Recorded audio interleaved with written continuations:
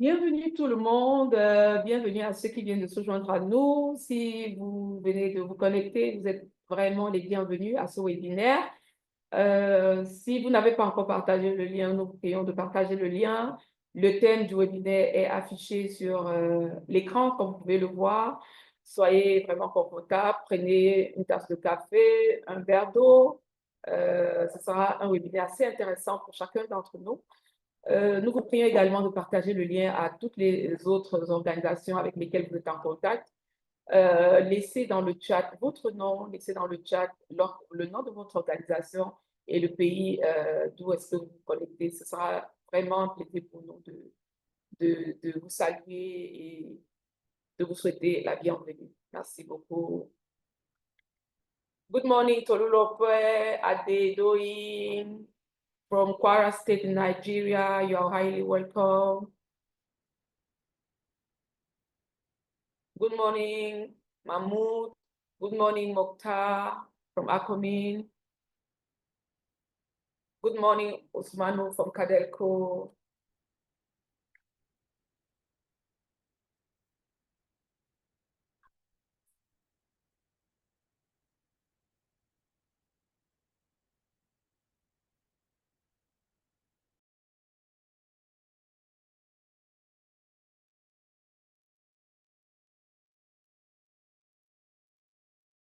Je pense que nous allons commencer effectivement ce webinaire. Bonjour à tous, bienvenue à ce webinaire. Vous allez juste nous donner 2 minutes, le temps que nous puissions régler juste un petit détail technique et nous revenons dans un instant.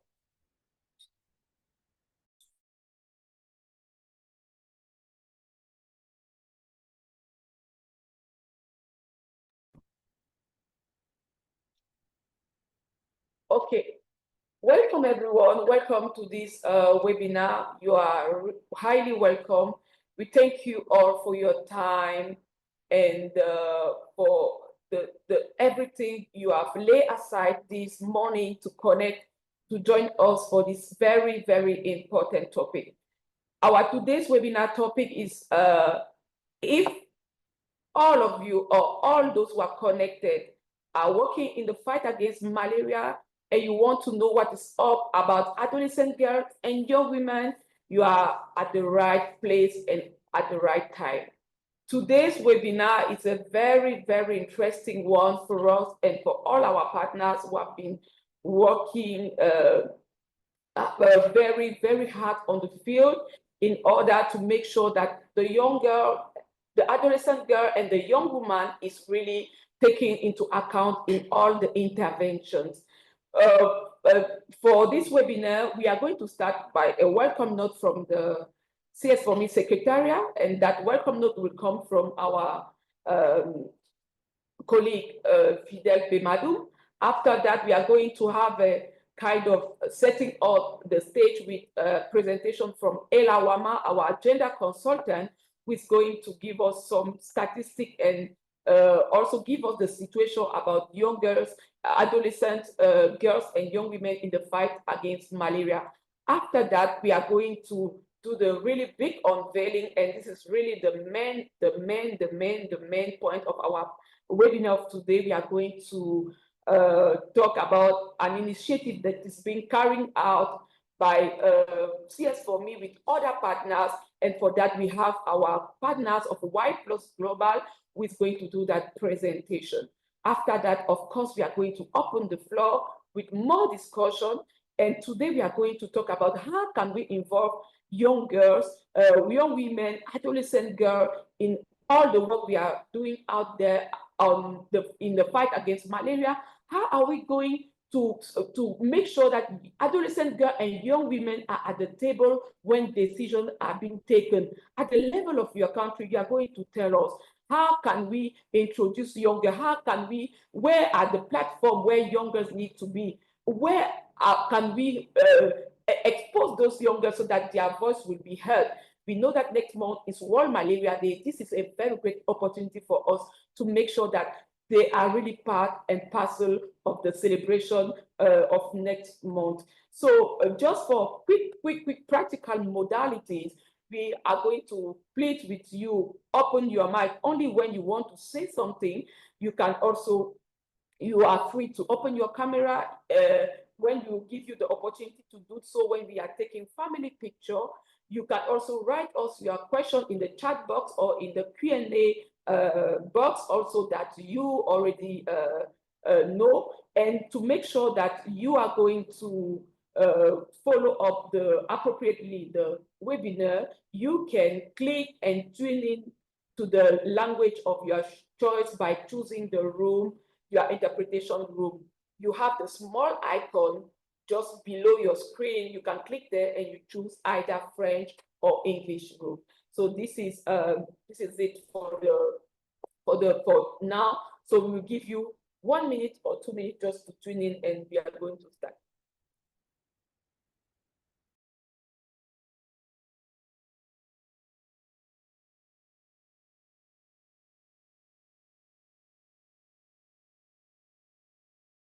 If you have done so, we are going to start very soon. We are going to start very soon. We give you this opportunity. Just OK. Je disais tantôt, bienvenue à tout le monde pour ce webinaire. C'est notre plaisir et notre joie de vous avoir pour cette session où nous allons parler de comment est-ce que les jeunes filles, quelle est la place des jeunes filles dans la lutte contre le paludisme. C'est un webinaire assez intéressant. Nous allons essayer déjà de vous présenter la situation globale de l'adolescente et de la jeune fille dans la lutte contre le paludisme. Par la suite, nous allons faire vraiment ce qui est la grande annonce de ce jour. Vous allez voir c'est quoi les nouveaux projets que nous sommes en train, l'initiative que nous sommes en train de mettre en œuvre dans le cadre de la lutte contre le paludisme, avec pour acteurs et pour cible les jeunes filles, les adolescentes et les jeunes femmes. Et par la suite, nous allons ouvrir la discussion pour que chacune ou alors que chacun d'entre vous puisse participer. Donc, vous êtes déjà connectés et nous allons certainement commencer par le mot de bienvenue.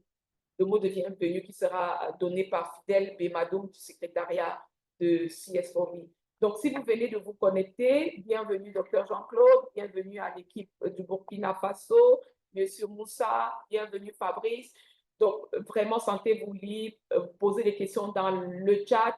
Et quand on vous demandera d'ouvrir vos caméras, vous pourrez le faire pour qu'on puisse prendre la photo de famille. Et n'hésitez pas de lever le doigt si vous avez une intervention. Donc, je vais passer la parole à Fidèle Bemadoum pour le moment, et Fidèle va faire la présentation. On va donner le mot de bienvenue. Fidèle.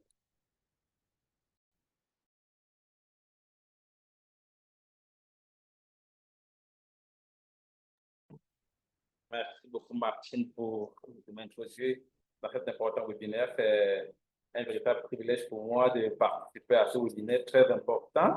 Nous avons l'occasion ce jour de pouvoir mettre en avant la jeune fille, l'adolescente et la jeune femme dans la lutte contre le paludisme.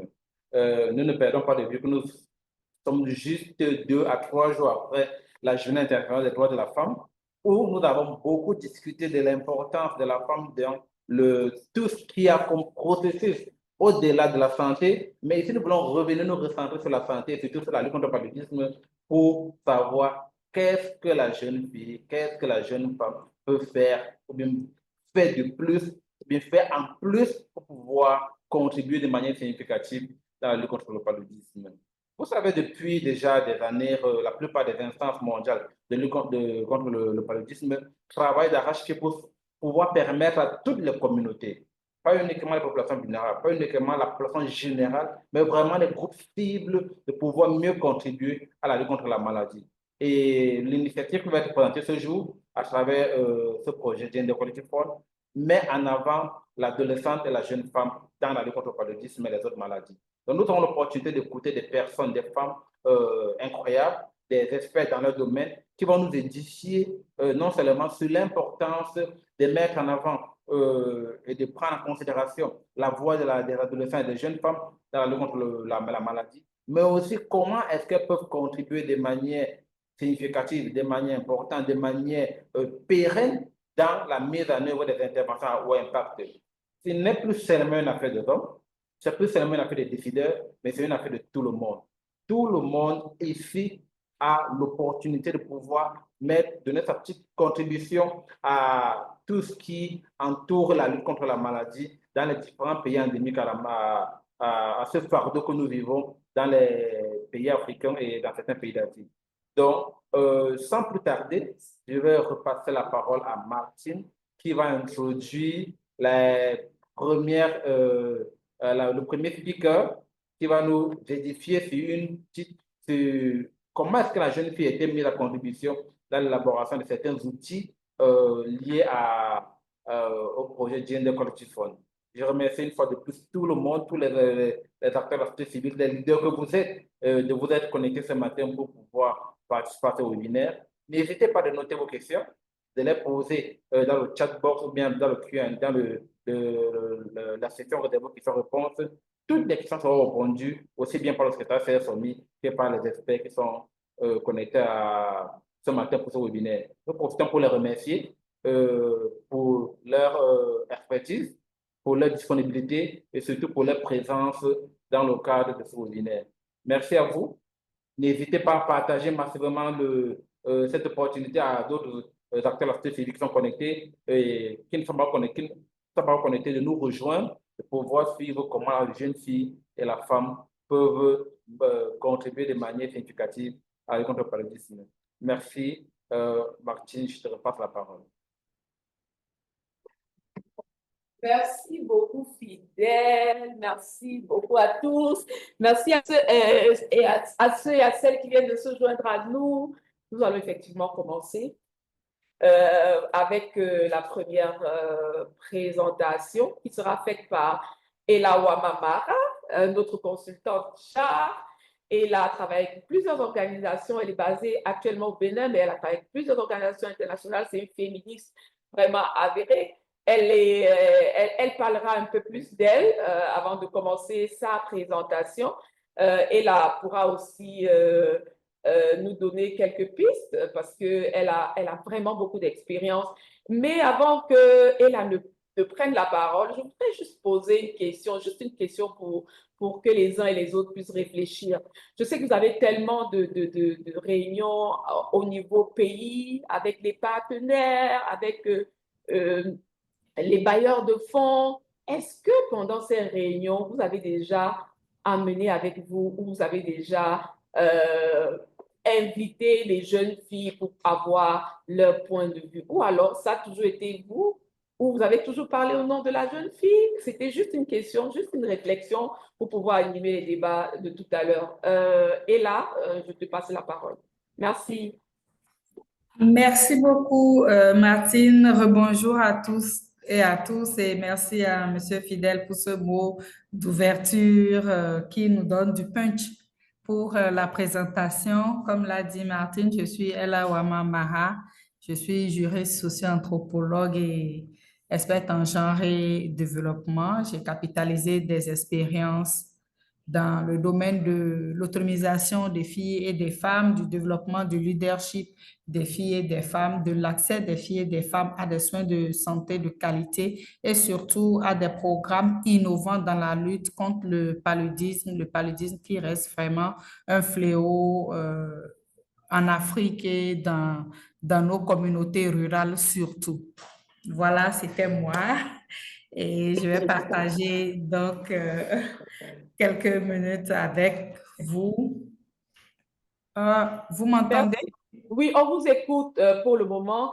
Soumaïla dit qu'il n'a pas de son. Soumaïla, rassure-toi que tu es dans la bonne salle, s'il te plaît, pour que tu puisses écouter le son ou alors ta connexion Internet, tu peux la vérifier. Rassure-toi également que tes speakers de ton ordinateur c'est ouvert.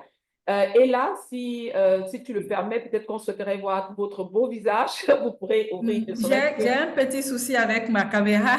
Ça Comme marche. tu avais déjà présenté la photo. Parfait, merci. Oui. Je te laisse gérer les slides et ça marche. Merci. D'accord, je te laisse gérer les slides.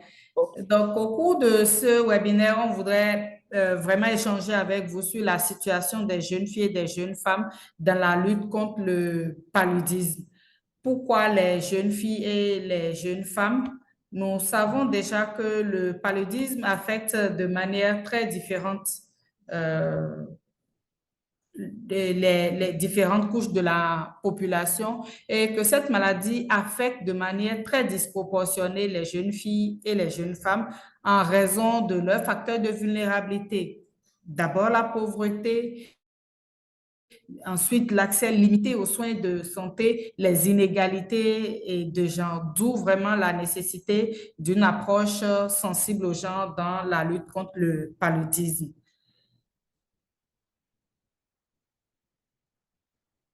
Merci. Nous allons prendre quelques chiffres sur cette maladie et ces chiffres, ils sont vraiment alarmants.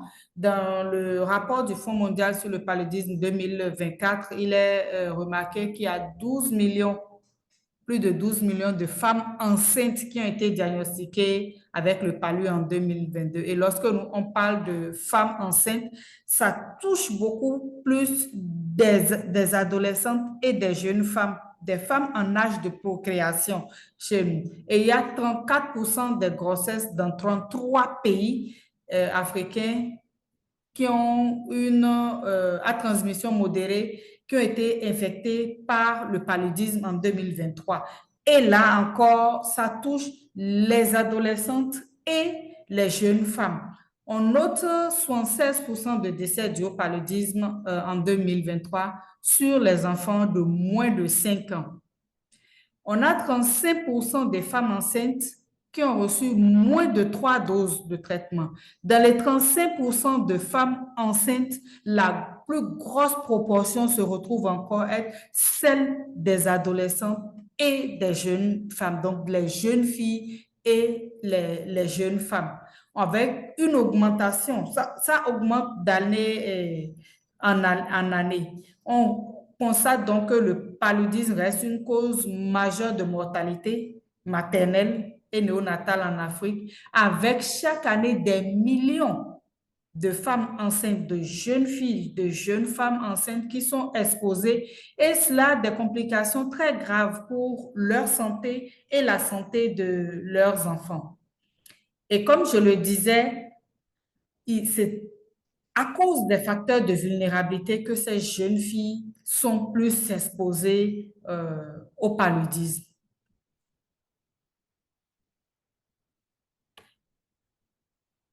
Parmi les facteurs de vulnérabilité, on va noter d'abord les facteurs biologiques et sanitaires.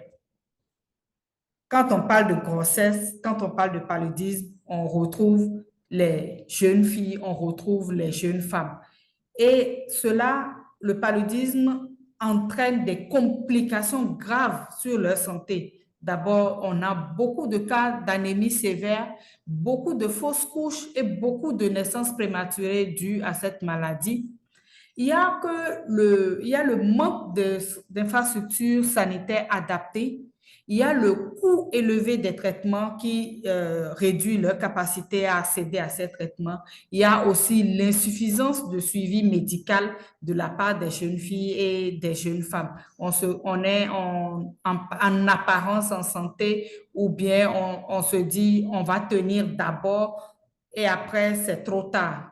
Elles viennent à des diagnostics tardifs à cause de leur rôle domestique. Elles consultent souvent tardivement les centres de santé. C'est quand ça ne va pas vraiment, quand ça ne va plus, que ces jeunes filles et ces jeunes femmes vont vers les centres de santé. Ensuite, il y a les facteurs économiques. Les jeunes filles et les jeunes femmes sont celles, surtout en milieu rural, sont celles qui ont des moyens limités et qui sont parfois les laissées pour compte des mesures prises pour mettre dans la prévention contre le paludisme, par exemple, la distribution de moustiquaires imprégnés. Et même si les coûts de traitement sont disponibles, Même si les traitements sont disponibles, les coûts restent aussi un frein majeur pour de nombreuses femmes, surtout les jeunes filles et les jeunes femmes, à cause de leur situation de précarité économique. Et elles sont obligées d'aller prendre des traitements inadéquats, des produits de basse qualité sur le marché, ce qui crée encore des complications et qui expose leur vie.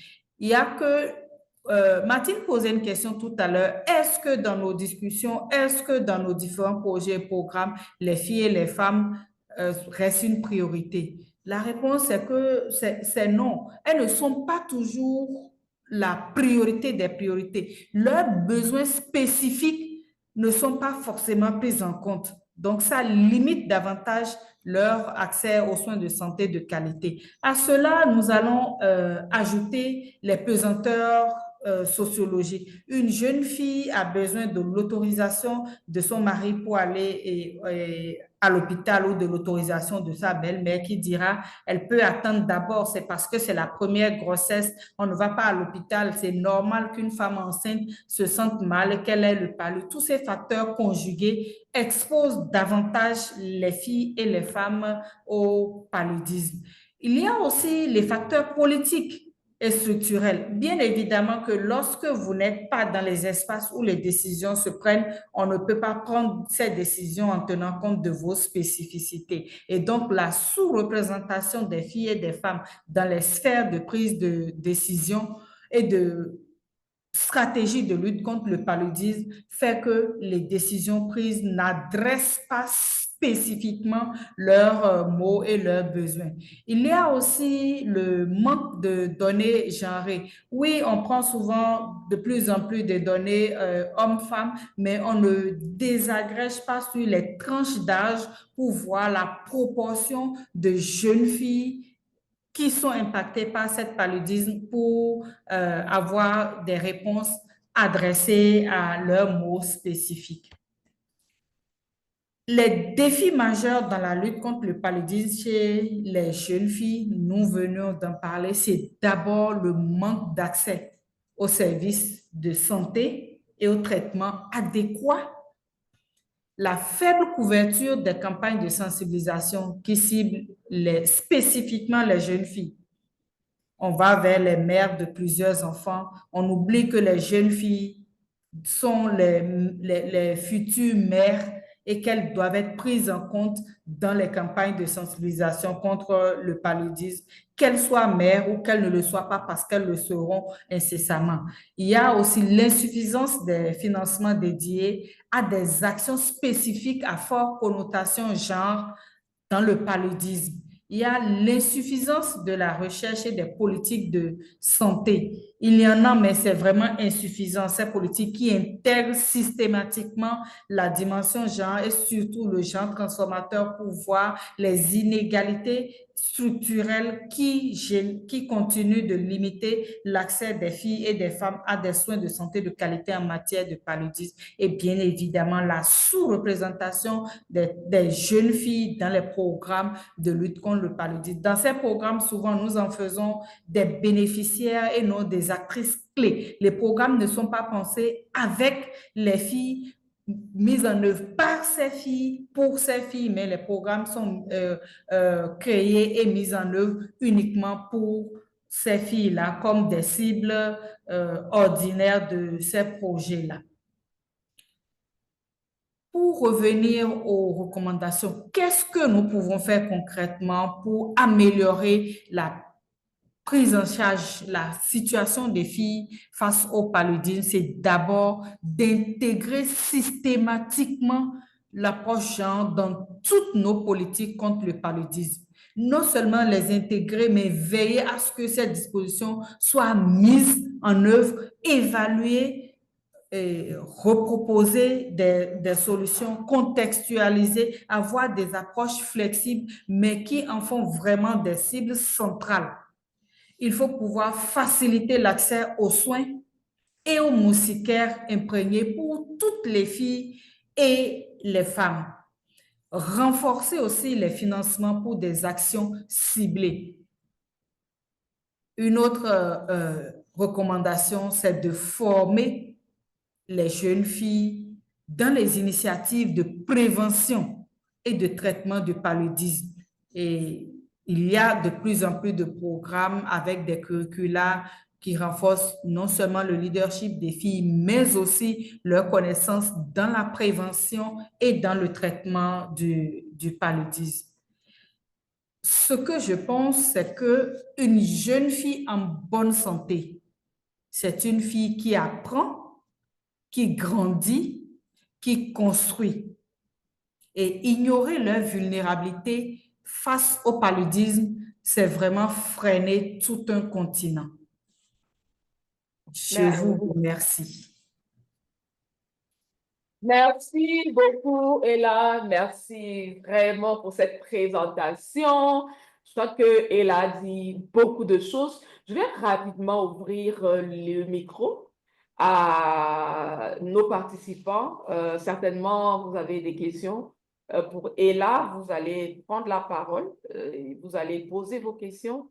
Ella est encore là avec nous. Si vous pouvez ouvrir votre micro, nous allons vous passer la parole.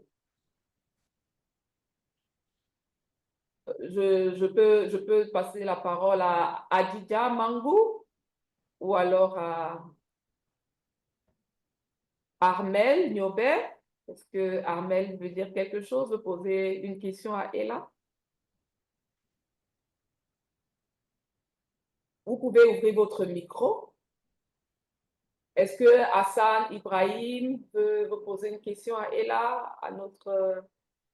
Oui, je vois Olivia a levé la main, oui. Oui, merci beaucoup, Ella. C'était très bien, comme très belle présentation. Merci beaucoup d'avoir pris le temps de nous édifier tous. Alors, je voulais juste une question par rapport à l'intégration de l'approche genre dans toutes les politiques de lutte contre le paludisme. Est-ce que vous pouvez me donner peut-être un exemple en tant qu'organisation de la société civile, comment pratiquement on peut parvenir à ça dans nos pays? Merci beaucoup. Merci beaucoup, Olivia, pour cette question.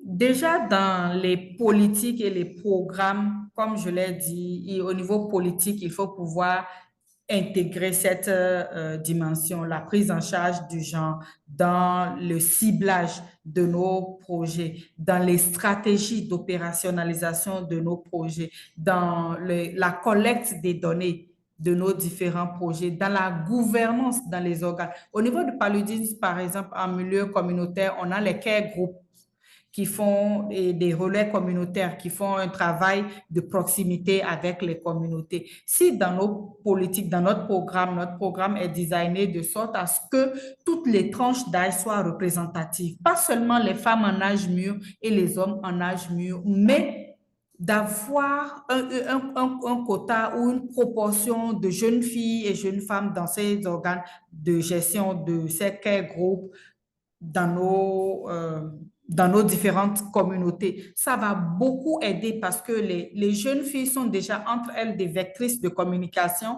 Elles deviennent des jeunes femmes plus tard et donc elles sont vraiment en ligne de mire de la lutte contre le paludisme. Tout ce que nous faisons au niveau des enfants de moins de 5 ans sur le paludisme, c'est par elles que cela passe. Donc, les avoir dans les comités de gestion, dans la gouvernance, dans les instances de gouvernance, c'est très important au niveau communautaire, au niveau décisionnel. Parmi aussi les agents communautaires de sensibilisation contre le paludisme, on a noté qu'on a de plus des hommes, des jeunes hommes, mais on peut aussi, au regard de l'importance de la cible que constituent les jeunes filles, axer ces programmes-là sur ces jeunes filles. Dans la conception aussi de nos programmes, il est important de recueillir leurs besoins spécifiques et d'en tenir compte. Je donne un exemple d'un projet où on avait mis pour priorité renforcer la distribution des médicaments et des moustiquaires imprégnés. Quand on a organisé des focus group discussions avec les adolescentes et les jeunes femmes, elles nous ont dit notre première priorité, c'est d'améliorer l'hygiène autour de nos concessions. Nous voulons être les actrices clés de l'hygiène dans notre communauté. Donc, on a besoin qu'on nous appuie à avoir des poubelles géantes pour ramasser les ordures. La deuxième chose, nous voulons des pharmacies de proximité, des dépôts où on peut avoir des médicaments parce que parfois, quand on nous prescrit ces médicaments et qu'il faut aller trop loin, ça nous dissuade et nous sommes obligés de nous rabattre sur les médicaments de la rue. Donc, voilà des perspectives que nous avons intégrées et au sein des care groups, en renforçant le leadership de ces adolescentes, nous avons constaté qu'elles ont participé aux différents à la mise en place de ces différents comités et qu'elles sont très actives dans la sensibilisation communautaire, dans le suivi des foyers et des ménages. Donc, voilà autant de mesures qu'on peut prendre. Aussi, au niveau des financements, on peut envisager d'avoir des proportions de financement qui tiennent compte des jeunes filles. Donc, on est dans un programme de paludisme, mais on prévoit des ressources pour renforcer le leadership des jeunes filles et des jeunes femmes parce qu'avec ces capacités-là, on renforce leur confiance en soi, on renforce en elles la fibre citoyenne et on leur montre l'importance de prendre soin de leur santé, de la santé de leur communauté. Parce que si nous avons des jeunes filles bien informées, bien outillées, bien engagées dans la lutte contre le paludisme, les résultats s'améliorent nettement dans la réduction de la prévalence de la maladie. Merci. Merci beaucoup. Et là, je vois Soumaïla a levé la main. Soumaïla, tu peux ouvrir ton micro, s'il te plaît.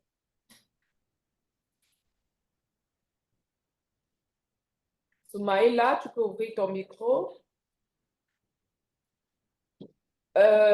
Si Soumaïla n'est pas encore prêt, merci beaucoup pour l'intervention. Ça nous fait penser au comité de veille communautaire qu'on pourrait intégrer les filles dans ce type de comité. Je vais passer la parole à Fidèle qui a également une contribution. Merci beaucoup, Martine. Et là, franchement, merci. Merci énormément pour cette belle présentation et surtout pour toutes ces informations très utiles que tu nous apportes, surtout sur comment mieux prendre en compte la jeune femme et la jeune fille dans les politiques de lutte contre le paludisme. J'aimerais, s'il te plaît, si tu peux nous apporter, nous donner un exemple un peu plus concret en termes de type de politique qui, de manière significative et de manière encourageante, met vraiment la jeune fille au cœur des processus décisionnels. Quels sont des exemples au vu de ton expérience, quels sont les exemples de bonnes pratiques que tu as eu à observer dans d'autres contextes où la jeune fille et la jeune femme ont été vraiment mises à contribution de manière importante dans les processus décisionnels dans ce pays-là? Merci. Merci Fidèle pour la question. Je partage ici une expérience qu'on a faite dans le nord du Bénin. Le nord du Bénin qui est une zone rurale et qui a des difficultés sécuritaires. Et dans le ciblage du projet, on avait noté que il y avait les enfants de 0 à 5 ans qui étaient pris en compte et ensuite les femmes qui étaient prises en compte dans le projet. Nous avons mis en place un partenariat multi-acteurs avec les leaders et avec les directions décentralisées de l'État dans cette zone-là pour dire nous sommes en train de laisser en rade une bonne partie de notre population qui est constituée des jeunes parce qu'ils ne se retrouvent nulle part et ne sont plus des enfants et ils ne sont pas des adultes. Ce sont des jeunes qui deviendront les adultes de demain. Comment on fait pour couvrir, pour intégrer cette partie de la communauté, de la population-là dans nos programmes? Comment on fait pour les intégrer? Et donc, dans le ciblage du projet, il était prévu que les mesures soient stratifiées par tranche d'âge. Il y avait les enfants, il y avait les adultes avec les mesures pour les adultes et il y avait les jeunes. Donc, lorsqu'on a mis en place dans ces zones, il y avait déjà les relais communautaires. Et nous, on est venu proposer l'idée des care groups. Et c'était essentiellement les jeunes, donc les jeunes filles qui étaient membres qui étaient leaders de ces care groups. quel que soit le nombre, les leaders de ces care groupes, c'était des jeunes filles et des jeunes femmes. On a mis des groupes de 30. Nous savons que les jeunes filles et les jeunes femmes sont déjà bien habituées à se constituer en groupe de solidarité et tout ça. Donc, on a bâti sur cela pour intégrer la prise en charge, la prévention et la lutte contre le paludisme au sein de ces organes-là. Et on a eu l'appui des leaders locaux. On a eu l'appui, on a intégré aussi le soutien des hommes et des garçons, donc la masculinité positive pour le positionnement des filles et des jeunes femmes comme leaders de care group. Donc, si vous venez dans une communauté et que vous avez un care group de 30 personnes, la leader du care group, ce sera une jeune fille ou une jeune femme. Et on a pu noter que ça a accru la participation de la communauté au sein de ces care groupes parce qu'on sait que la majorité dans nos communautés est constituée de filles et de femmes. Donc, d'avoir une femme comme lead, les femmes ont ouvert l'oreille pour écouter qu'est-ce qu'on pouvait leur dire. Elles ont aménagé aussi leur temps de travail en fonction de leur triple rôle dans la communauté. Nous savons que les femmes ont un rôle productif, reproductif et communautaire. Et donc, les questions de santé, elles ont pu les intégrer à leur timing, à leur planning, sans en rajouter à leur journée de travail et sans désocler leur journée de travail. L'autre chose, le fait que les femmes étaient, les jeunes filles et les jeunes femmes étaient au sein de ces organes avec le lead des care groups, a amené à revoir toute la planification des activités de sensibilisation, de prévention et de vaccination et tout cela pour les adapter au timing des femmes. Par exemple, en période de sécheresse où la corvée d'eau est plus élevée, elle faisait les sensibilisations plus tard. En saison des pluies, elle planifiait les lieux de rencontre. Donc, systématiquement, les filles avaient le nombre de participations s'est accru, la prise en charge, la pratique des mesures préventives s'est accrue et les cas de paludisme ont commencé à baisser. Il y a aussi, on a impliqué les jeunes filles dans la déconstruction des mythes autour de cette maladie parce qu'on sait que les jeunes sont les vecteurs de beaucoup, on réplique ce qu'on a vu faire. Donc, en travaillant avec eux, on a pu déconstruire beaucoup de mythes par rapport à cette maladie-là. Et tout cela, c'est grâce au fait que le renforcement de leur leadership leur a permis d'être dans les instances de décision au niveau des care groups et des organes de gestion sur la maladie. Merci beaucoup, Ella. Soumaïla, tu peux ouvrir ton micro maintenant et parler. Assez intéressant, il y a Sabi Sinon dans le chat qui dit « Je me retrouve dans les explications de madame ». Merci beaucoup. Merci, Sabi, de confirmer. Oui, Soumaïla. Bonjour tout le monde. Merci quand même de faire partie de cette réunion, hein. Ça fait un bon bout de temps que je suis complètement déconnecté et j'espère bien que les raisons, vous les connaissez tous. Et le mardi passé, j'ai enterré ma première fille qui est décédée. Aujourd'hui, il y a juste une semaine. Donc, je pense bien que l'autre, la fidèle, m'a marché sur la langue par rapport à une politique spécifique d'implication des jeunes filles dans cette stratégie-là. Parce que c'est de ça qu'il s'agit. Sinon, au Niger, je pense bien que la politique nationale gère dans certains axes, prend en compte vraiment l'implication des jeunes filles dans tout ce qui est question de santé publique. Donc, je ne sais pas si pour le PALU, est-ce qu'il y a une politique spécifique d'implication de ces jeunes filles-là dans tout ce qui est initiative ou bien innovation dans le cadre de la lutte contre le paludisme?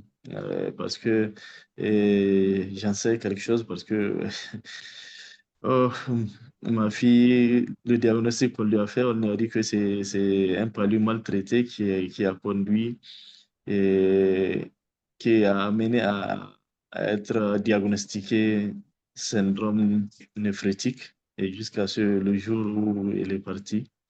Donc vraiment, je pense bien que c'est une bonne chose d'impliquer vraiment les jeunes filles parce que c'est elles qui seront les mères de demain. Et pourquoi pas au niveau des différents pays, et je ne sais pas parce que la politique nationale de la jeunesse, est-ce que elle aussi prend en compte ces différents aspects-là? Parce que si on arrive quand même à impliquer le Conseil national, les différents conseils nationaux de jeunesse, peut-être que dans la politique, on peut revoir certains axes qui consacrent ces aspects-là, de prendre en compte les jeunes filles. Parce que OK. les femmes font de leur mieux, hein, les femmes font de leur mieux. Mais aujourd'hui, il faut des innovations, des choses innovantes pour Mhm. pouvoir vraiment éliminer le paludisme. Merci Merci. beaucoup, Soumaïla, pour ton intervention. On va prendre une question de Vanessa. Et après cette question de Vanessa, on ne va pas répondre à cette question. On va passer à la prochaine présentation. On va la garder pour l'autre séance de questions-réponses. Vanessa, tu peux prendre la parole rapidement en 30 secondes. Et par la suite, nous allons prendre la prochaine présentation. Et on va ouvrir la discussion maintenant pour tout le monde. Bonjour à tout le monde, je suis Vanessa d'Impact Santé Afrique. Donc, ma question est celle de savoir s'il n'existerait pas des barrières.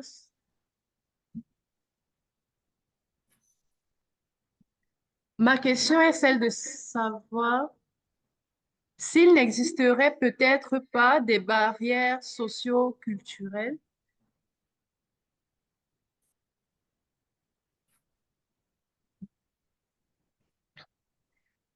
Sorry, excusez-moi. J'étais en train de dire que j'aimerais savoir s'il n'existerait pas des barrières socio-culturelles qui empêchent les jeunes filles d'accéder à des soins de prévention ou de traitement contre le paludisme. Merci. OK, merci beaucoup pour la question, Vanessa. Ou alors, donnons 1 minute à Ella pour répondre rapidement avant de passer à la prochaine présentation pour qu'on puisse conclure cette phase plus sérieuse. Merci. Merci Martine. Je l'avais dit, il y a beaucoup de barrières sociologiques à la participation des filles. C'est déjà qu'elles n'ont pas leur place.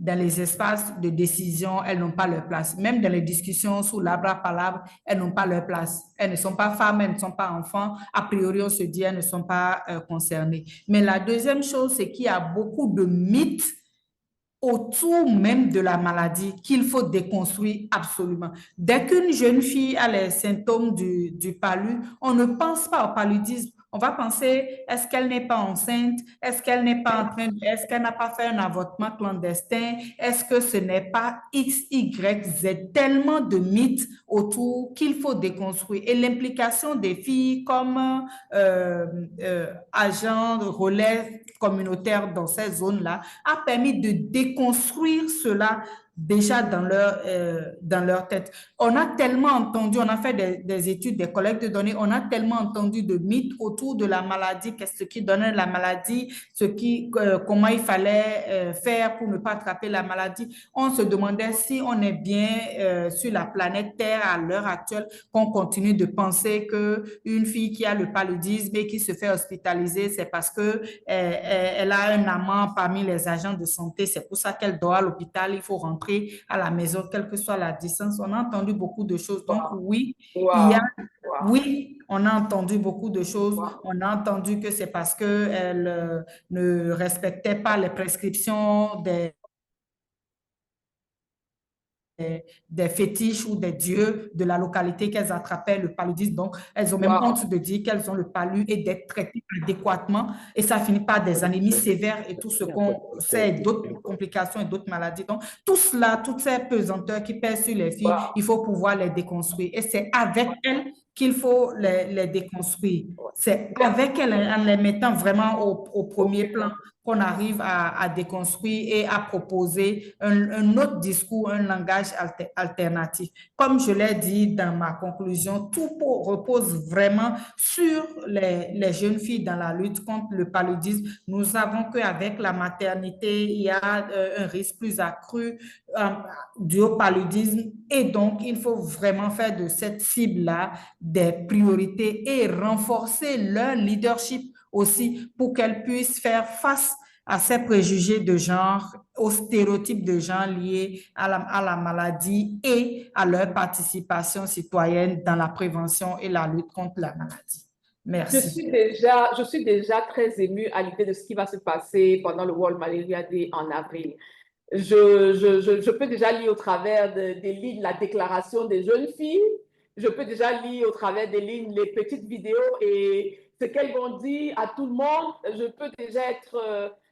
peux déjà voir ce qui va se passer. Ce sera vraiment très intéressant.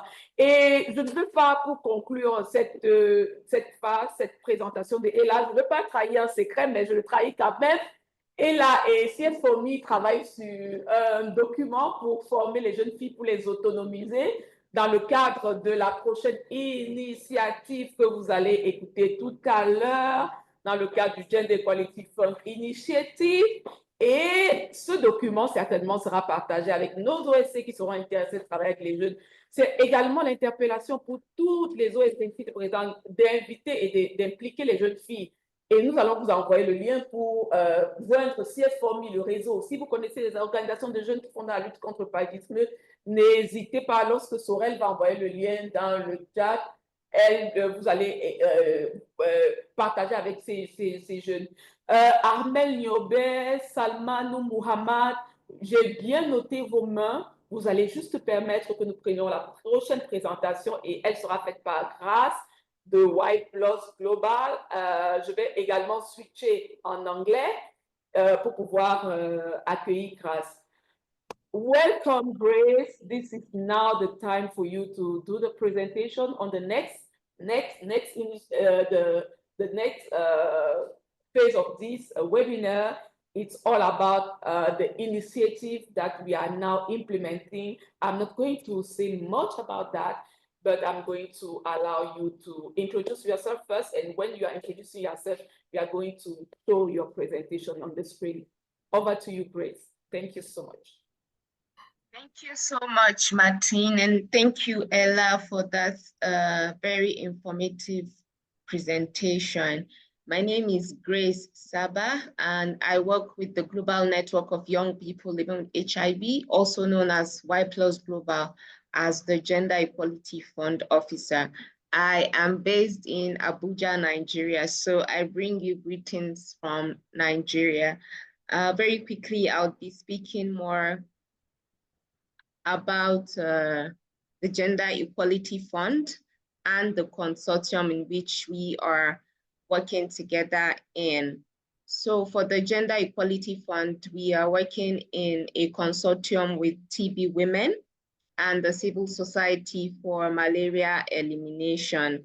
We thought about bringing together all of these expertise with Y Plus Global, bringing expertise on HIV, TB Women bringing expertise on TB, and the Civil Society for Malaria Elimination bringing their expertise on malaria to work together in this consortium. Briefly, I'll be sharing about the three partners in this consortium. First, the Global Network of Young People Living with HIV, which is a youth-led organization dedicated to advocating for adolescents and young people's rights to lead a healthy and fulfilling lives.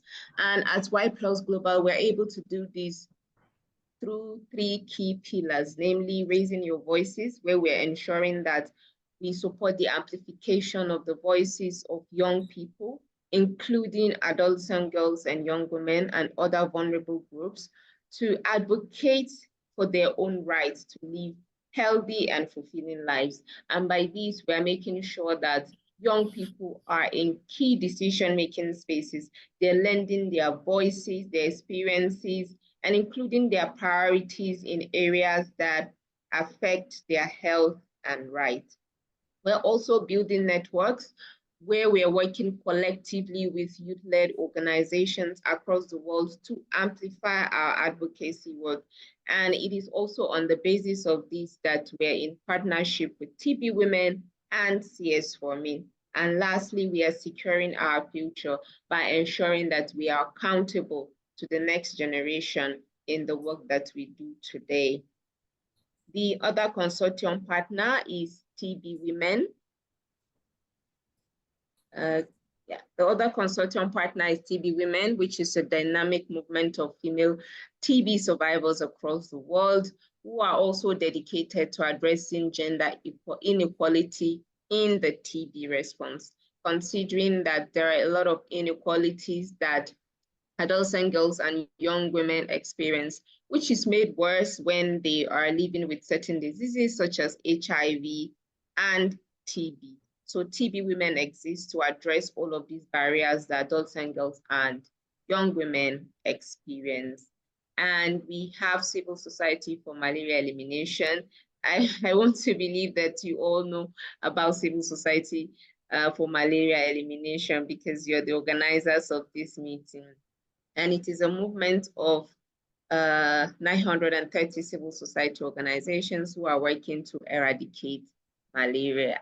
Now, about the Gender Equality Fund, it is a 3-year initiative, and it is funded by the Global Fund to Fight AIDS, Tuberculosis, and Malaria, GSK, and ViV Healthcare. We started implementation in 2024, and it will run up until 2026. Now, the Gender Equality Fund builds upon the existing model of the Her Voice Fund. Now, the Her Voice Fund is presently implemented in 13 countries, and it is focused on ensuring that adolescent girls and young women are centered in decision-making processes and spaces, and even programs that affect their health and rights. But the Her Voice Fund is focused on HIV. And now with the Gender Equality Fund, we have expanded to include TB and malaria. And what we look forward to doing is to collaborate with women and girls in their diversity and their organizations to design, deliver, influence, and advocate effectively for gender transformative programs, policies, and approaches to health. We focus on HIV, TB, and malaria. Ella has done justice, in her presentation where she was talking about the several barriers that adolescent girls and young women experience, which in turn increases their vulnerability to different diseases, including malaria. And so this is what we're looking at. We want to address all of these barriers, but we don't want to do it for adolescent girls and young women. We want them to be centered. We want them in these decision-making spaces. We want them to lead all of these processes. And that's what Gender Equality Fund is about.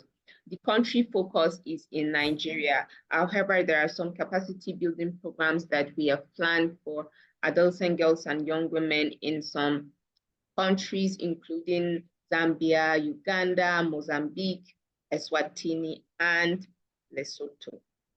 Next slide, please. So we started implementation around August last year, and we have achieved so much with regards to Gender Equality Fund together with CS4Me and TB Women. And I'll be sharing some of these achievements with you briefly. Together last year, we held an inception meeting for the Gender Equality Fund in Nigeria, where we had about 74 key stakeholders. Gender Equality Fund is an advocacy initiative. And for us, it's not about just those of us implementing, but we want it to be widespread in all of the countries that we're working in. And that's an important strategy for sustainability, because even beyond the project period, we want the gains to be sustained, and we want young people to continue to champion the cause for ensuring that their voices are in these decision-making spaces. And so we had this, inception meeting with the key decision makers in Nigeria, looking at decision makers from the Federal Ministries of Health, Women Affairs, We also had stakeholders from the National Agency for the Control of AIDS. And we had, as I mentioned earlier, our consortium partners in this inception meeting to support the planning and also share about the work that they're doing on TB and malaria.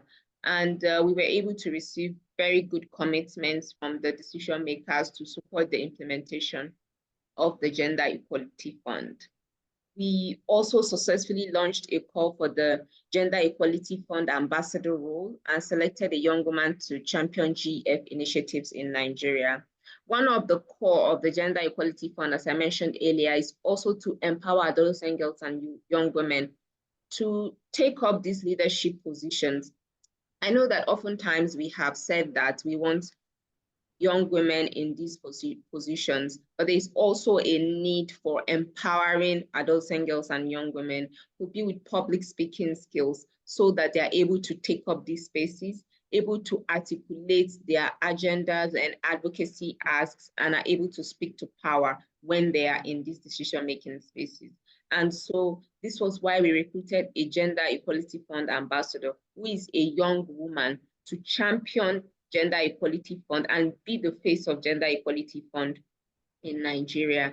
And again, we are working with consortium partners, TB Women and CS4Me, to ensure that we're strengthening the capacity of the Gender Equality Fund ambassador, which I'm going to speak about later.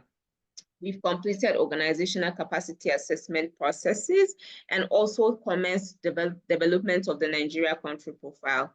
The Nigeria country profile is an important advocacy tool because it provides epidemiological data on the status of HIV, TB, and malaria in Nigeria. It also goes further to describe the gender barriers that adolescent girls and young women are experiencing with regards to accessing HIV, TB, and malaria services. And most importantly, also goes ahead to provide recommendations, which we have called aspirations, that adolescent girls and young people want to see with regards to HIV, TB, and malaria. So this process was not just developed by, the Nigeria country profile was not just developed by one person. We ensured that adolescent girls and young women were involved in the development of this country profile and ensured that their experiences were fully captured and their recommendations were also captured. Now, their recommendations, which we have tagged aspirations, were used, in the rollouts for applications for the GEF small grants in Nigeria, which is what I'm going to next. Under the Gender Equality Fund, we would be providing small grants to adolescent girls and young women-led organizations. We also know, again, that when it comes to funding, adolescent girls and young women-led organizations do not often have access to funding. And this is also a gap that we're trying to bridge, such that we will be providing them with funding.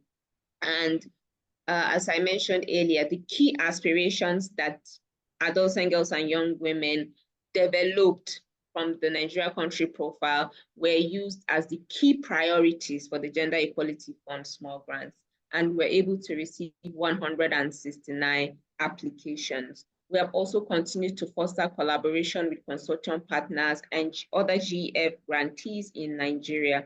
We're really open to collaboration, and that's also one of the key things that I look forward to in this meeting. I want you to already begin to think around areas of collaboration, especially for the CS4Me network partners who are on this call and who are also based in Nigeria. I like to mention that in Nigeria, the GEF is focusing on 6 states, namely Lagos, Oyo State, Akwa Ibom, Rivers State, Kaduna, and Benue State. Other achievements include that with support from our consortium partners, CS4Me and TB Women, we expanded the project's advisory group. So we had recommendations from TB Women. We also had a young woman who was nominated by CS4Me, who is also doing wonderful well on the project advisory group. She's contributing to different processes, such as review of the small grant applications, and even the Nigeria country profile. This is our own way of also ensuring that even internally, adolescent girls and young women are leading this project. Also, our wonderful Martine from CS4Me has joined the Her Voice Fund Ambassador Angel program, where she is, providing technical support and mentorship to the GEF ambassador in Nigeria with focus on malaria. Again, we know that when it comes to TB and malaria, adolescent girls and young women are often not in these leadership spaces. They're also not gaining skills in this area because oftentimes governments see these areas as technical, and so only technical experts should be in these spaces. But we have seen that the experiences of adolescent girls and young women are also their own expertise. And you cannot compare theoretical frameworks to lived experiences. And Martine is helping us to bridge this gap by strengthening the capacity of our GEF ambassador in Nigeria. And for our other consortium partner, TB Women, I'd like to share that 20 adolescent girls and young women are currently enrolled in the TB Academy. Now, the TB Academy is a leadership training platform. It's a one-year fellowship where adolescent girls and young women are empowered and trained on leadership skills, on advocacy, especially gender transformative advocacy for HIV, TB, and malaria. Originally, the TB Academy was focused on HIV and TB, but on the Gender Equality Fund, we have also ensured that the malaria component is introduced into the TB Academy. Again, a lot of thanks to CS4Me and Martine, who is coordinating this process and ensuring that modules on malaria were developed and included into the TB Academy, such that at the end of this academy, adolescent girls and young women would have leadership skills and advocacy skills, and they would be able to advocate or lead advocacy in their own communities across the 3 disease areas of HIV, TB, and malaria. Next slide, please.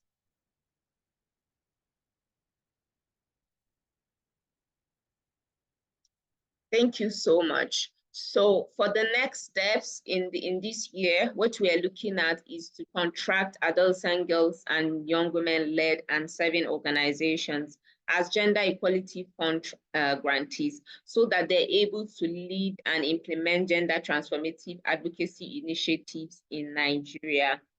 As mentioned earlier, we'll be implementing in 6 states, and we want all of your support, CS4Me network partners, in this process. As I already mentioned earlier, we find a lot of organizations already working on HIV, but when it comes to TB and malaria, there are few adolescent girls and young women-led organizations working in this area. And this was also evidenced in the applications that we received for the GEF small grants. We received 169 applications, but out of these applications, we did not really receive any application that was focused on gender transformative advocacy for malaria. It was mostly HIV, and then a few organizations added TB. So Martine would also, from CS4Me, would also be supporting us, to look at 1 or 2 proposals from the adolescent girls and young women-led organizations to see how we can strengthen the malaria components, because we want malaria to also come out strongly in the GEF. This integration is key for us. And so again, CS4Me would be supporting us in this process. We would also continue collaboration with consortium partners to support the capacity development of AGYW and their organizations. Again, I would like to invite, partners on this call who are working in Nigeria and even in these 6 states that I've mentioned, or even at the national level, because as I mentioned earlier, gender transformative advocacy for malaria led by adolescent girls and young women is very poor in Nigeria, and we want to change that narrative. So we're open to collaboration with all of you. If there is any network or space that adults and girls and young women need to be in, that you are aware of, please, we're open to this collaboration. I'm going to put my email address, in the chat. I didn't want to put it earlier so that it doesn't get lost. So I'm going to put it in the chat. You can, also reach us through Civil Society for Malaria Elimination to see how we can, strengthen gender transformative advocacy for malaria elimination in Nigeria, led by adolescent girls and young women. We would also conduct an online participatory assessment with adolescent girls and young women. This is to ascertain their knowledge of TB and malaria, also their understanding of gender transformative approaches. This would also be led by TB Women and CS4Me. And we would also organize a focus session to engage adolescent girls and young women in the priority states to articulate and prioritize their advocacy asks. Again, would be having technical support and expertise in this process by CS4Me and the TB Women to ensure that, adolescents and young women are articulating their asks, especially with regards to TB and malaria. Next slide, please.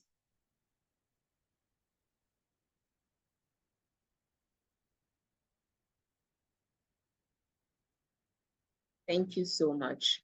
We would also conduct an onboarding meeting and capacity building workshop for the grantees. We would hold the webinar to commemorate World Tuberculosis Day, which is coming up on the 27th of March, and also commemorate World Malaria Day, which is coming up in April. This is also a critical day that would like to commemorate with regards to malaria, and CS4Me would be supporting the adolescent girls and young women to develop a malaria declaration. This declaration would also be an important advocacy tool that adolescent girls and young women would use to engage key decision makers around malaria. We would also support adolescent girls and young women to engage and participate in decision-making spaces at different levels. This is also another critical area that GEF is interested in. We want to see adolescent girls and young women in key decision-making spaces, even at the local government level. We want to see them in key technical working group meetings, in CCMs, in big conferences, and other decision-making spaces, so that they are able to, bring to bear their needs and their priorities, and they're able to lend their voices to policies and even programs that affect their health and rights. We would continue coordination with consortium partners, country lead and grantees, and hopefully with all of you in the CS4Me network, so that we are able to ensure that we're able to eliminate malaria, and we have adolescent girls and young women leading in this process. I think this is, yeah. Thank you so much for your attention, and I'm open to any questions, comments, or even recommendations that you may have to enable us to strengthen the implementation of Gender Equality Fund in Nigeria. Thank you, and back to you, Martin. Thank you so much, Ray. Thank you so much. I'm already in my my young woman and adolescent girl mood. I have a question here in the chat. The person is asking, what are the mechanisms used to sensitize against malaria, young girls against malaria in the context of insecurity in Nigeria? The question is not addressed to someone in particular. Maybe I'll open the floor to you, Grace, or any other CSOs here in the chat who want to say how they do to sensitize young girls in the context of insecurity in Nigeria. Your contribution is highly welcome. Thank you. Maybe Grace, yes, please, Grace. Thank you so much. I can start, and please feel free to also jump in for other people on the call. So as I mentioned earlier, for Gender Equality Fund, we'll be working with different organizations in Nigeria, specifically adolescent girls and young women-led organizations in Nigeria. And we want adolescent girls and young women to design this program, want them to design, to tell us what they want to do, and would provide technical support. As I mentioned earlier, one of the key challenges in the applications we have received is that most of them are not focusing on malaria. But CS4Me is going to support us to strengthen their proposal, to make sure, you know, that there are components of malaria. And this can also include, you know, sensitization, because in some of the proposals we have received, there are activities around HIV sensitization and even TB, you know, but not so much on malaria. So CS4Me is going to help us strengthen that, because Y+ Global, CS4Me, and TB Women, we're not really implementing directly. We are supporting the adolescent girls and young women-led organizations to lead this implementation. So this is also one thing I'm going to note, that we can, you know, support and strengthen these applications. But one other very good thing is that we have applications from adolescent girls and young women-led organizations in crisis areas, right? So these are also some of the things that we can strengthen to, you know, look at these organizations that are working in internally displaced persons camps in Nigeria. We know that there's a lot of insecurity in Nigeria. So about 3 to 4 organizations, especially those in Kaduna State, are focusing on supporting adolescent girls and young women in internally displaced persons camps. So this is where CS4Me can then support them to make sure that the malaria component is strong, and they're also looking at ways to sensitize adolescent girls and young women in humanitarian context. Thank you, Grace. We still have 9 minutes to go. Aminu Bash is saying the chat is interesting. Aminu, you may want to say something. You can just open your mic, maybe share your insight with us. Highly welcome. Aminu, please. Aminu Bash.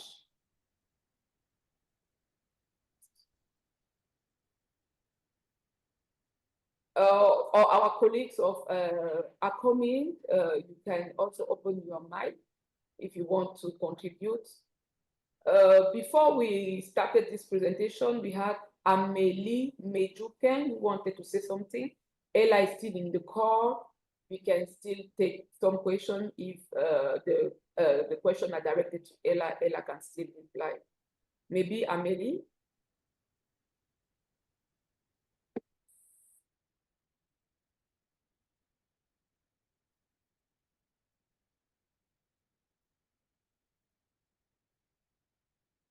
Okay, I see that, I don't know if you have problem with your mic.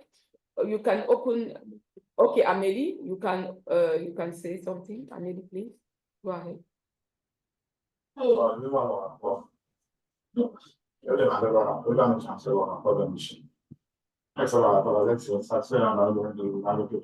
Amélie, please.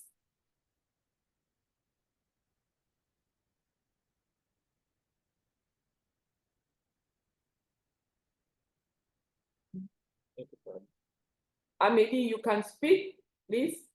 Even Aminu, you can open your mic now. You have the possibility to open your mic now, Aminu. Bash, you can open your mic.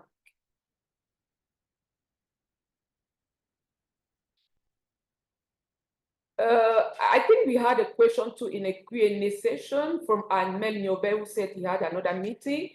How can we make sure that we sustain the involvement of the young girl in a context where we have many, we are in a context where there are many things that are said. I think the question is directed to Ella, that context where we are living in the patriarchal.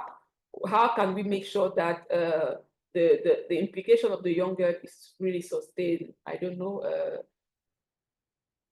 Ella, you can maybe answer to the question. I can switch also in French. Donc, je disais, Ella qui a une question qui est arrivée dans le chat, et la personne demande comment ça serait de la pérennité de l'implication des jeunes filles dans un contexte de forts préjugés sociaux et de patriarcat.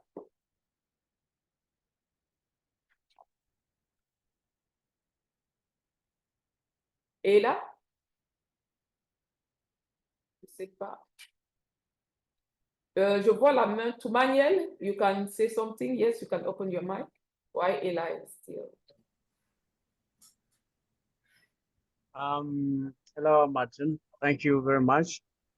To all the presenters, that was a very, very rich and actually delightful presentations. Actually, the one from the consultant and to the lady from Nigeria. That's a very, very great. But I just want to ask one question. When we talk about GTA, how is the level of engagement of those decision makers to include or to enhance gender transformative approaches in all levels of decision-making process and planning for development, at least more specifically to adolescents, girls and young people. That's my concern, and how the initiative to date has promoted on that. Thank you very much, Martin.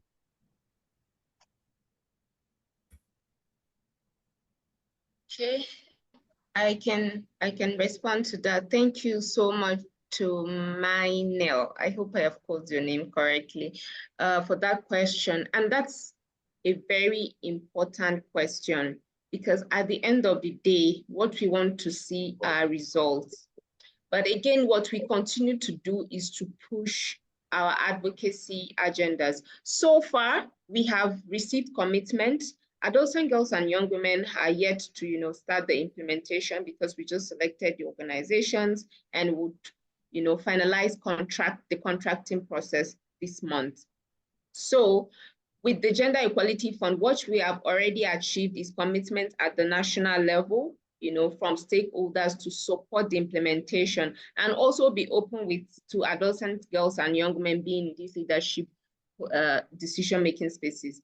But what we are doing is to continue to push, because to be honest with you, the level of reception is not so much, because oftentimes they're looking at adolescent girls and young women as people who do not really have expertise, or that they're too young. And again, gender comes to play because they're also young women. So what we continue to do is to push for these, spaces. I know that, progress is slow, but it is also what we want to achieve.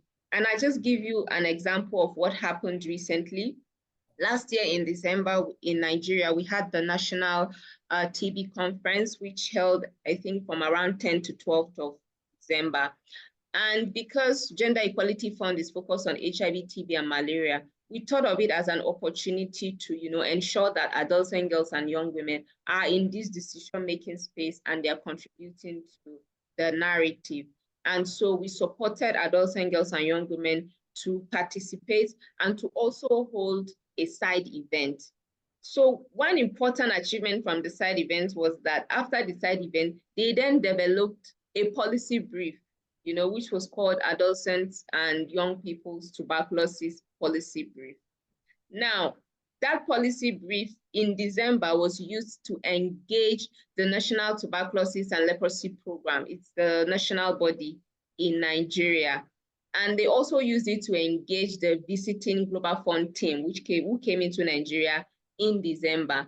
And just from that, an achievement, from the engagement, especially with the National Tuberculosis and Leprosy Program, is that they then committed to ensuring that when they are, holding their implementation planning for 2025, they would ensure that adolescent girls and young women-led organizations and networks are fully involved in the process. Now, this is a big commitment that we are holding them strongly by, and would also ensure that when they start this process, adolescent girls and young women are involved, because in the initial years, they haven't been involving them. So you see that this is a big win, in just 1 month.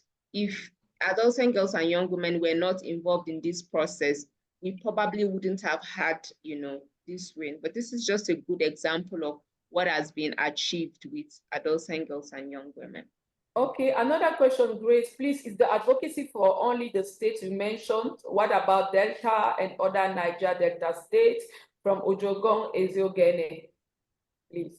Thank you so much for that question. We are at this time focusing on only these 6 states, but again, we are interested in collaborating with other organizations from other states. We chose these 6 states following a research that was conducted and a report from the Global Fund, and also from our country lead, who also held a research. And research results showing that these states are more prone to HIV and TB. So this is why we selected these 6 states for this 2024 to 2026 round of the Gender Equality Fund. Okay, thank you so much, Grace. You have all the information now.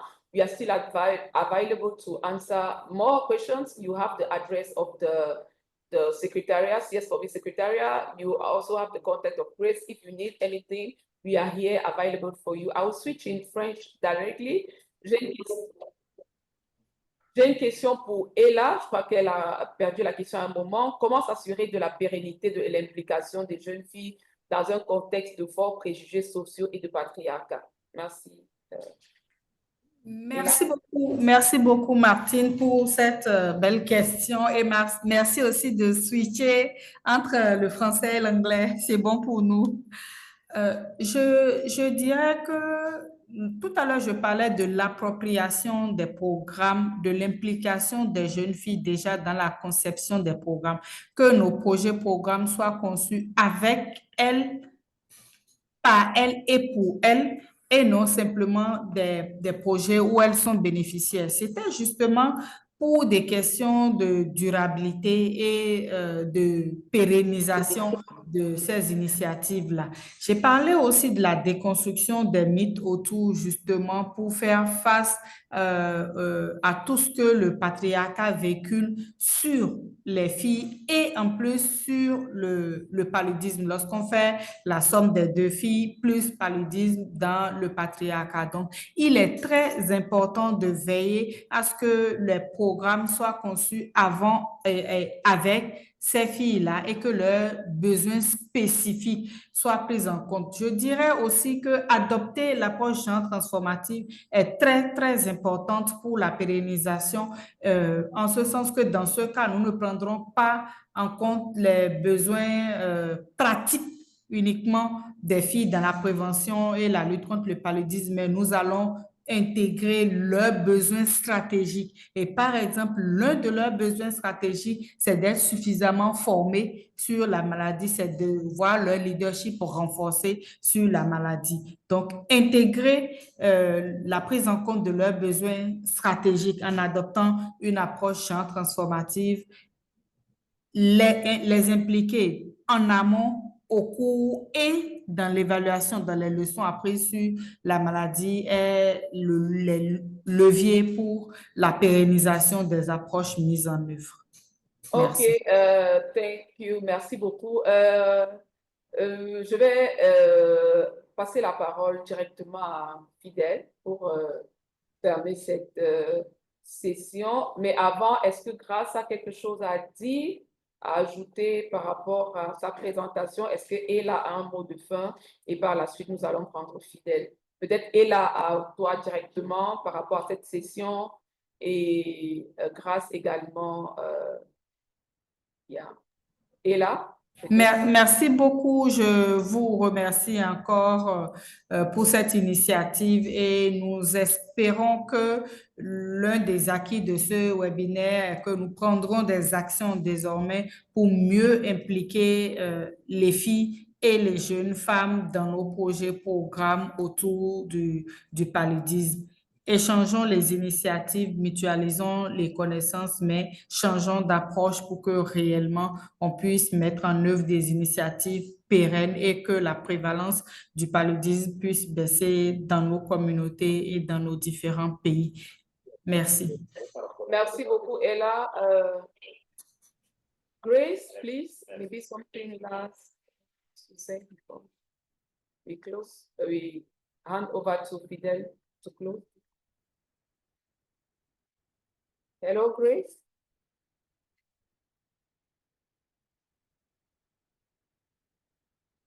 Hi, Grace. It's like we lost Grace. I'm not seeing Grace. Okay, we are going to hand over to Fidel to close this.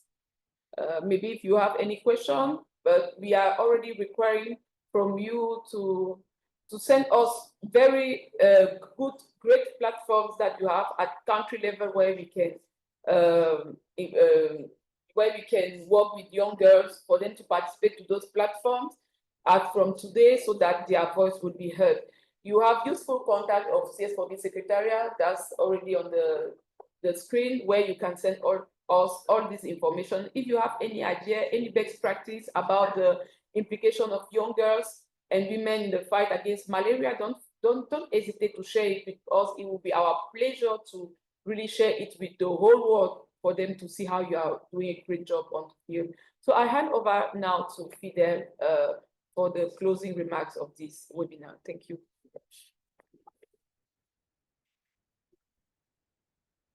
Merci beaucoup, Martine. Merci énormément pour cette introduction. Thank you so much, Grace. Merci beaucoup, Ella. Merci à tous les membres CSFOMI qui ont été connectés ce matin pour ce webinaire très important sur comment mieux impliquer la jeune fille et la jeune femme et les adolescents dans la lutte contre le paludisme. Nous avons énormément appris ce jour, aussi bien de la part de Grace que de la part de Ella. Nous avons beaucoup appris d'un nouveau projet, d'une nouvelle initiative qui est en train d'être mise en œuvre dans quelques pays avec un focus sur le Nigeria, qui est le Gender Equality Project. Donc, nous avons l'assurance qu'à travers cette initiative, nous allons au mieux améliorer la voix de la jeune fille et de la jeune femme dans le contre le paludisme. Nous espérons à travers ce premier webinaire pouvoir avoir éveillé votre appétit et aiguiser votre appétit sur tout ce qui va venir par la suite dans le cadre de cette initiative. Et nous espérons compter sur votre participation pleine, comme d'habitude, aux prochains événements de CSFOMI, aussi bien dans le cadre du Gender Equality Fund, dans le cadre du CSFOMI, dans le cadre de DIFAN. Et nous nous assurons de pouvoir toujours compter sur votre grande contribution à porter au plus haut à lutte contre le paludisme et surtout la contribution de la société civile dans cette lutte très importante qui entame, c'est peut dire, la dernière ligne droite. Merci à tous d'avoir rejoint ce webinaire. Merci à nos speakers, à ces grandes dames, Ella et Grace, pour leurs interventions, pour leurs présentations. Merci à tous ceux qui ont posé des questions. Merci à tous ceux qui nous ont écoutés ce jour. Nous vous encourageons à pouvoir visiter les pages de CSFOMI, aussi bien sur les réseaux sociaux que notre site web, pour pouvoir être mis à jour de tout ce qui est fait en termes de lutte contre le paludisme par la société civile ainsi que par les autres grandes entités de lutte contre la maladie. Tout à l'heure, d'ici dans à peu près 1h30, nous aurons un autre webinaire sur la mobilisation des ressources, la contribution de la société civile dans le cadre de la prochaine campagne de reconstruction des fonds du Fonds mondial. Nous vous invitons à prendre un petit café ou un petit casse-croûte et revenir d'ici 1h30 pour cet autre webinaire qui s'annonce aussi très, très palpitant comme celui qui est en train de s'achever. Merci une fois de plus à tous et dans 1h30 pour le second webinaire. Merci. Merci beaucoup, Fidèle.